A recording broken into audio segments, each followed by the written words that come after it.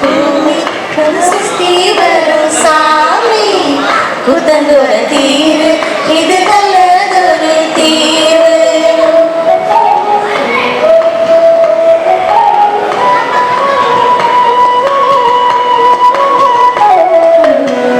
பச்சமல பூமி நம்ம சுத்தி வரும் சாமி குதங்குற தீரு இது நல்லதொரு தீர்வு.